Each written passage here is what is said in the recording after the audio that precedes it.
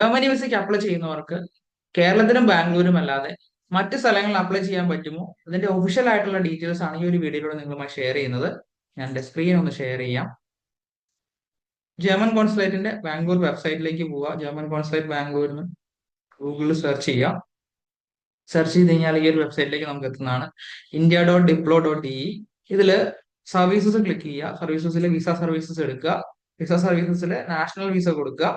National visa കൊടുത്തു കഴിഞ്ഞ് കഴിഞ്ഞാൽ ഇതാ four successful national visa applications four steps എന്ന് പറഞ്ഞു കൊടുത്തിട്ടുണ്ട്.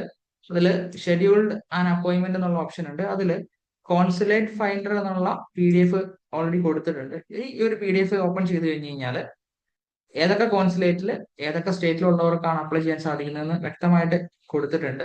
കേരളത്തിൽ നിന്നുള്ളവർക്ക് കേരളത്തിലും കൊച്ചിയിലും അതുപോലെ തന്നെ ബാംഗ്ലൂർ മാത്രമാണ് അപ്ലൈ ചെയ്യാനായിട്ട് സാധിക്കുന്നത്. ജർമ്മൻ കോൺസുലേറ്റ് ബാംഗ്ലൂർ ഈ ഒരു കളറിൽ കൊടുത്തിട്ടുണ്ട്, ഒരു വയലറ്റ് കളറിൽ കൊടുത്തിട്ടുണ്ട്. ഇതാണ് ഈ കോൺസുലേറ്റ് ഫൈൻഡറിന്റെ ഡീറ്റെയിൽസ് വരുന്നത്.